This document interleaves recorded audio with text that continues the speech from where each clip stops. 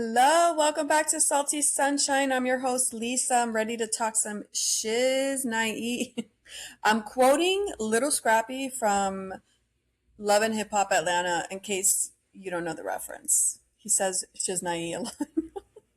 I haven't seen that show in a like maybe 2 years because I canceled my YouTube TV and that's where I got I think it's on MTV or VH1 or I don't know where it is, but I don't get the channel anymore. So how can I watch Love and Hip Hop? I need to get back to it because I don't want to like have to binge 3 seasons. I can't believe they're still on air. They've been on air forever, and that's really the only one I watch is the Atlanta. I used to watch New York back in the day.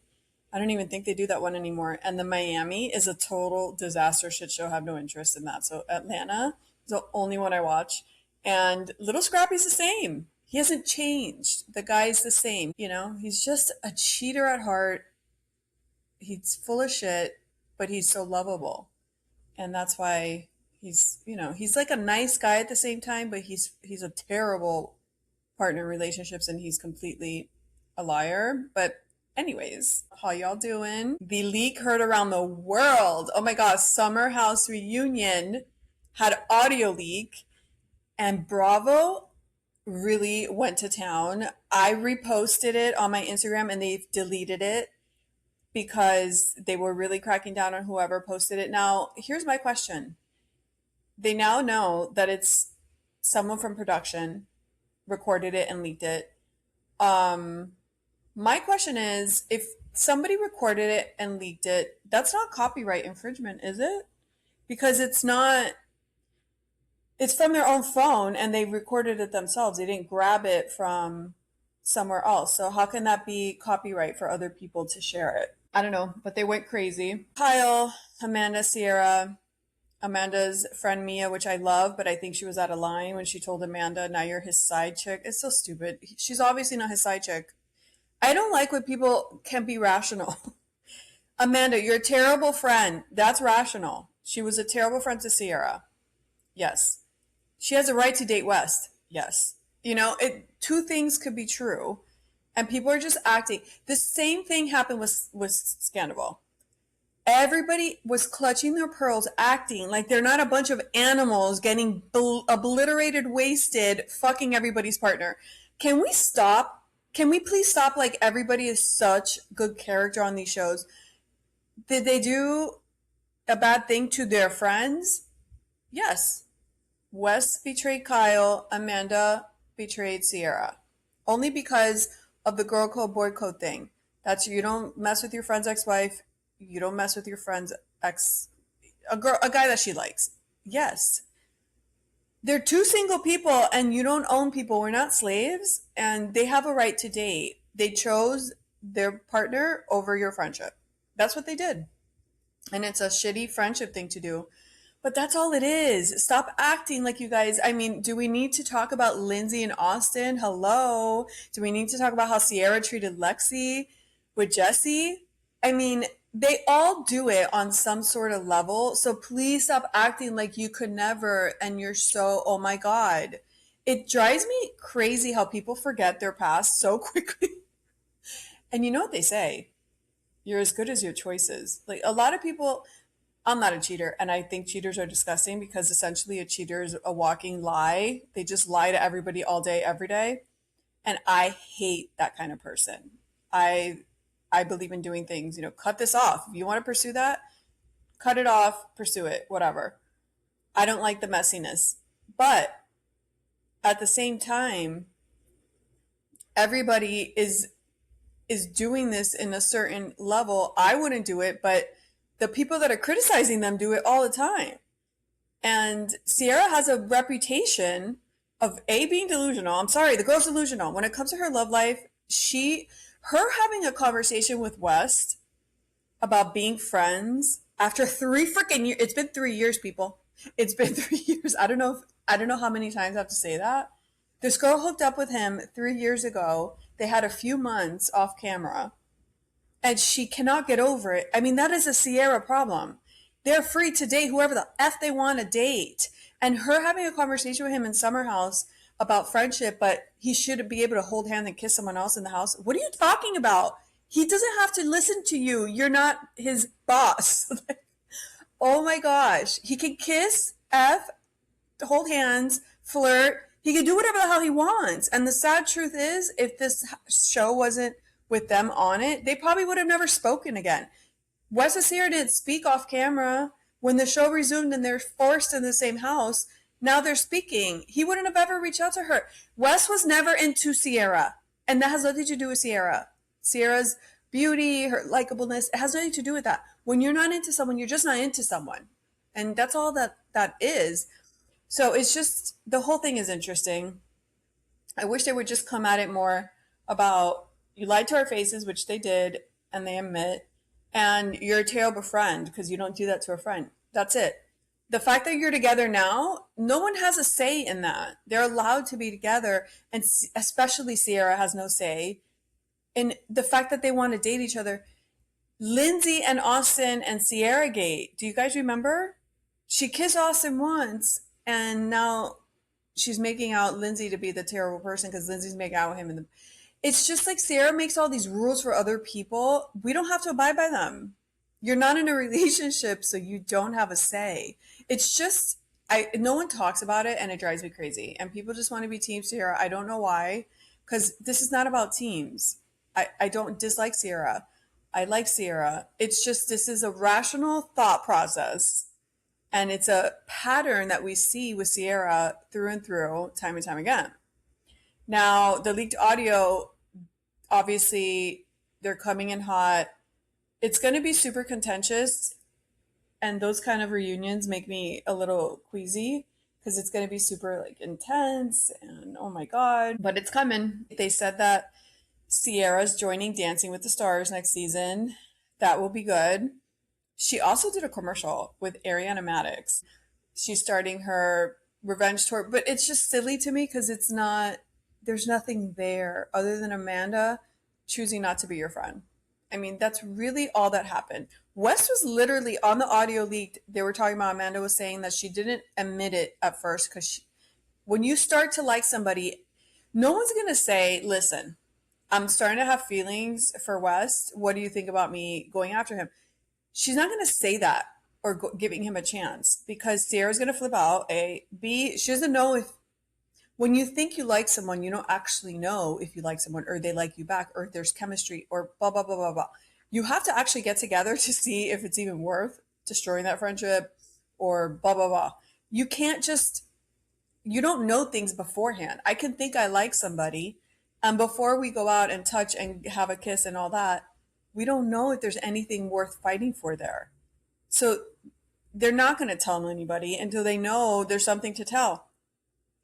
So this whole thing of Sierra having all these opportunities now, I always said Ariana should send Tom Sandoval flowers. I don't care how you slice it.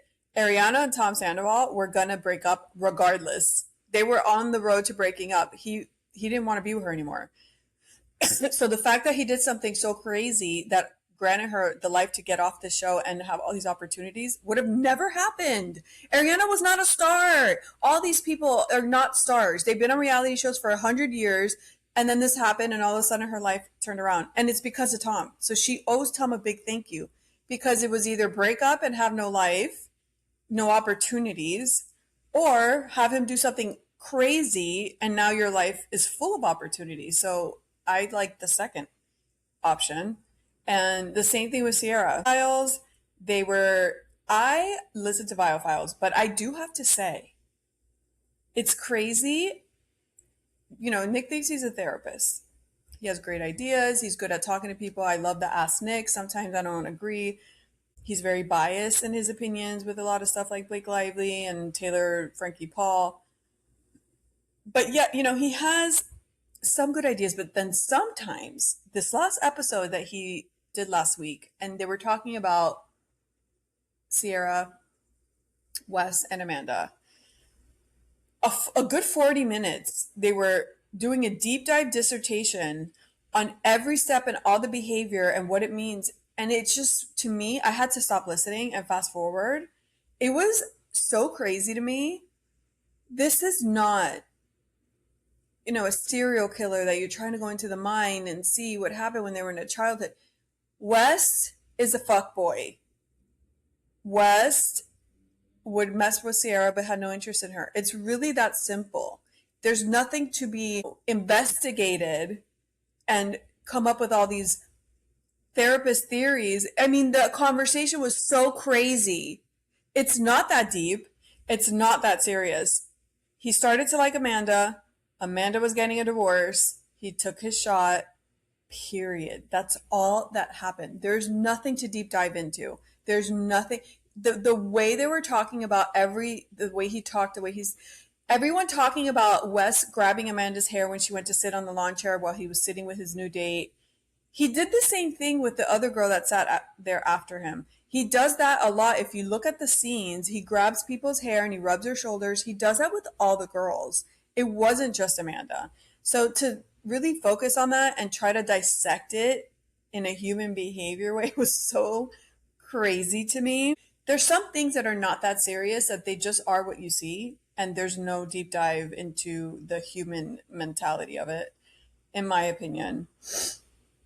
Then they show photos of Wes and Sierra leaving the reunion, and I don't know, the hate Amanda's getting, the hate in general. People online just like to hate, and I've never noticed it as much as I do now, and I just don't even look at the comments. They're crazy. The public, how can you be somebody that just hates someone you don't know? Like, I cannot stand Lala from Vanderpump. I cannot stand watching her on TV. She just rubs me the wrong way. But that's as far as it goes. I would never send her a hate message. I would never wish her bad. I it's not that serious. She's not my cup of tea. And that's it. But people take it so far. They act like they know you. They act like, there was this one girl I saw post a comment of, Kyle was not over with the relationship and he wanted to, and I'm like, did he tell you this? Why do you say it with such certainty? Like, you know these people. It's just wild. So stay tuned for that. The Morgan Stewart Show podcast just premiered in the end of March, I believe. I haven't been able to listen to it yet. I've been seeing all these clips of her promoting it on other podcasts.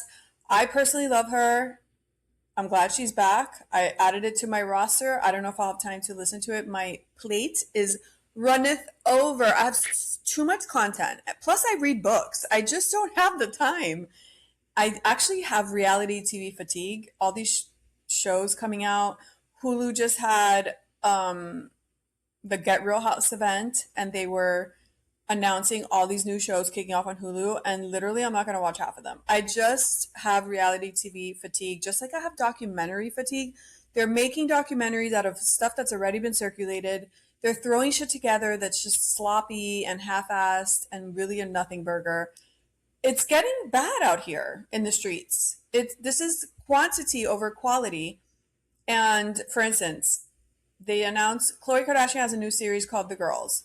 Okay, it's seriously, they're bringing back Wags. I mean, it's the same show. Remember that show Wags from back in the day? Nicole Williams, I freaking love that girl. She would be the only reason I would watch the show, but I literally have zero interest. It's Khloe, her two twin friends. I always forget her name.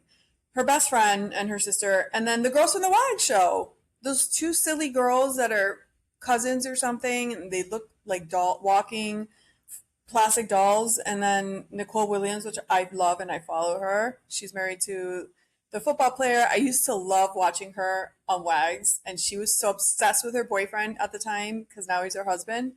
And he was a little slower to kind of try to get married and stuff, and she was trying to push him, and she was so jealous. She had to know where he was at all times. She was so real. I love her. There's something about her I really like. And she looks normal, and she's just gorgeous and model, and she's from Canada. I love her. But the other girls, I'm not interested. We all know this shit is scripted. It's lost. I don't know. Je ne sais quoi. It's lost. These reality shows have lost me. Just like Secret Lives of Mormon Wives, they announced a spin-off in OC. Will I be watching that? Absolutely not.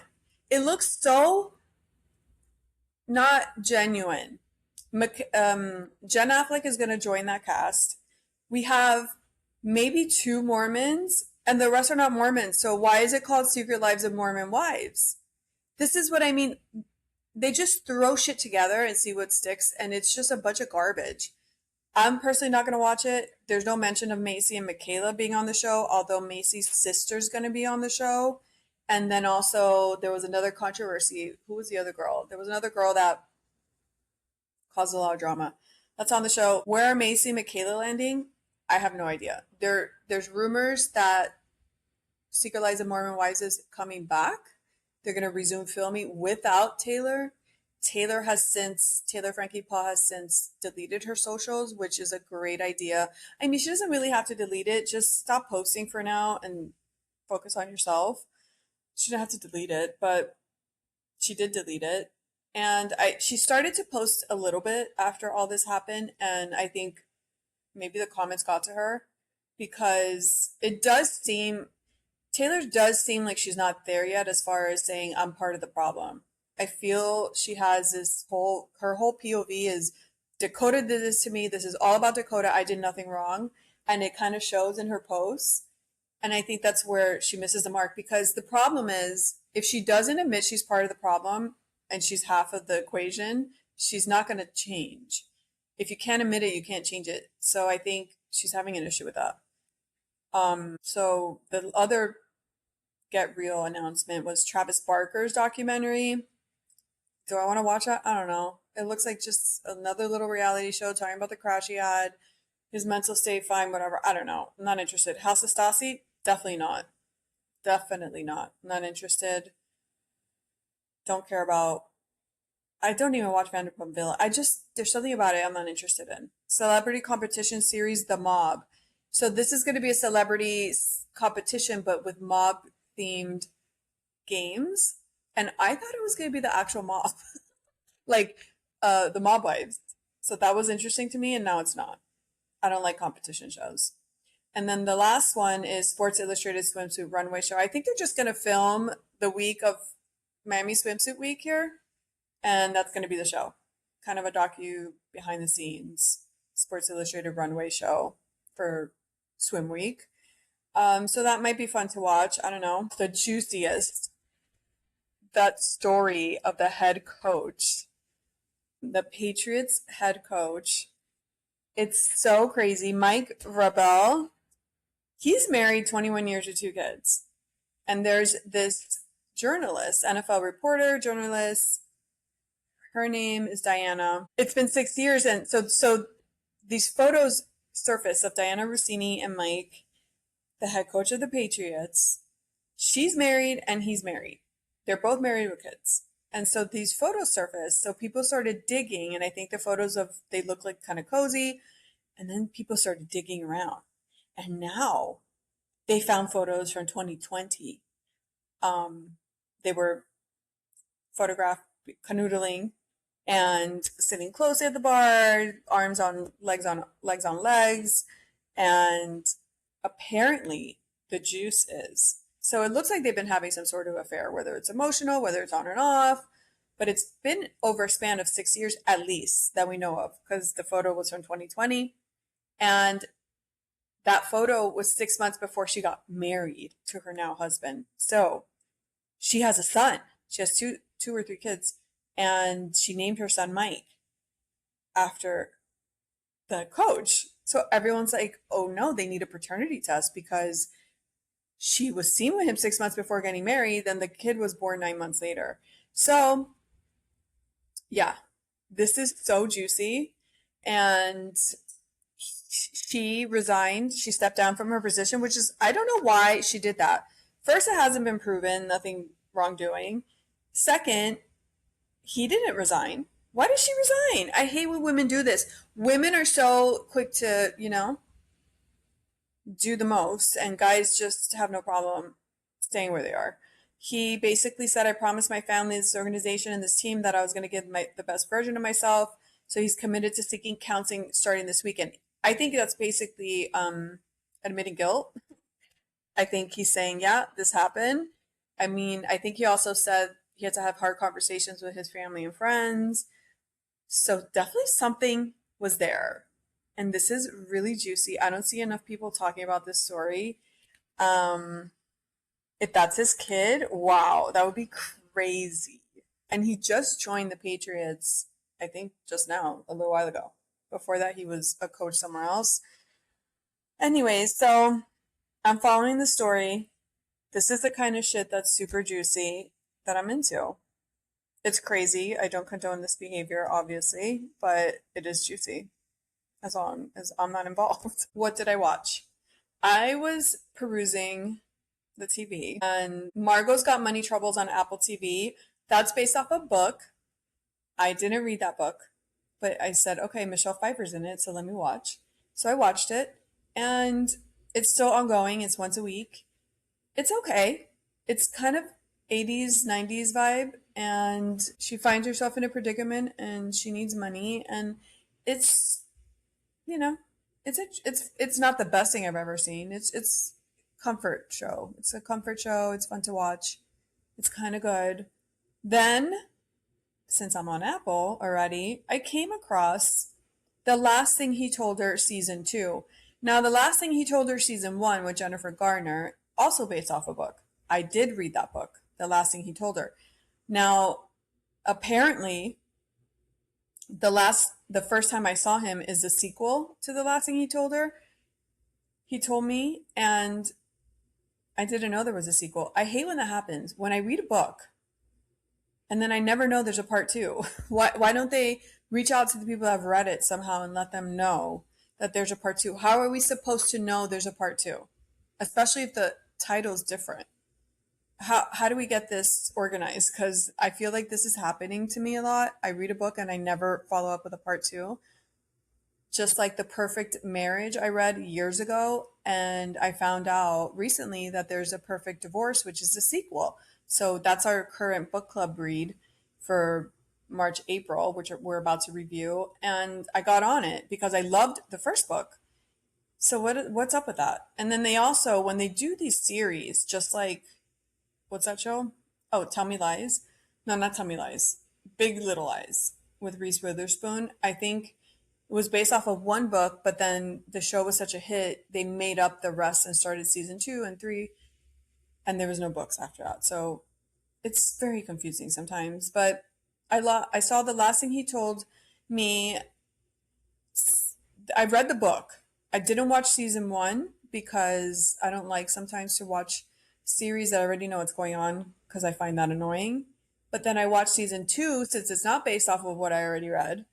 And it was okay. Another comfort show. It's a little Lifetime. Jennifer Garner's in it, but it's comforting. You could cuddle up and just have it on, and it's not that serious. It's a little Lifetimey, but it's still good enough that you want to keep watching. So that was pretty good. If you want to watch that, I started to watch that show on Netflix about the cult. It's called Trust Me, the False Prophet. I started to watch that. It's a little weird. I don't know if I'm going to keep watching it. I don't know. I started to watch that. I was listening to Heather McDonald, and she was saying how when, Heather McDonald is cheap like me. I'm not cheap. I am frugal. I love a coupon. I don't like to overpay for stuff. And she was saying how she keeps trying to make Erewhon happen and go to Erewhon, but she can't do it because when she looks at the price of a strawberry or a piece of bread, she just can't do it. She cannot make it work in her mind that people would just overpay. And I felt that because that's me. That's totally me.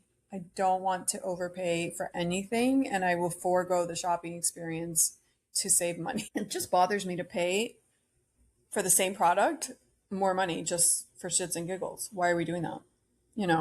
It's the same thing. Speaking of shopping, I went to Burlington this weekend. Don't sit on Burlington Coat Factory. It is so good. They have the best deals. They have the best brand name shoes for such a good deal. I got these Calvin Klein kitten heels, and I got DKNY summer sandals with a little clog heel. Really good. Really good deals. I love that place. Even purses, handbags, and shoes, designer. Go to Burlington. It's really, really good. Stagecoach was this weekend. I am making plans now to do, we have this thing in Fort Lauderdale here in South Florida. It's called Tortuga Festival. And it creeps up on me every freaking year. on that Friday, I see people start posting about it, and I'm like, damn it, Tortuga Festival. I never plan ahead of time because I need to, I want to find a place to stay over there and stay the weekend and buy tickets ahead of time and do the whole thing and plan it. So I'm going to do that because I miss it every year and I want to go. And it's kind of our Florida version of Stagecoach. It's on the sand, it's on the beach, Fort Lauderdale Beach, and it's so much fun. They have a whole lineup and there's a bunch of hotels right there on the strip. Or you could do an Airbnb or something and then you just walk over every day, take an Uber, and it's fabulous. So I'm gonna do that next year because I don't know why I keep missing out. I want to go to Stagecoach, but that's a little more of a situation to plan for. So we'll see. I'm definitely going to do Tortuga and then maybe I'll do Stagecoach after that because I definitely want to go. But Stagecoach is far and it's in the same Coachella Valley area. So I don't know how much of a pain in the butt that is because I don't like pain in the butt stuff. Look for our book review for The Perfect Divorce coming soon. I'm still reading Shep Rose's book. It's kind of interesting. And I'll let you know how that goes in my Bravo book series. And I think that's all I have for you for today. I'll talk to you soon and be your best selves. Bye.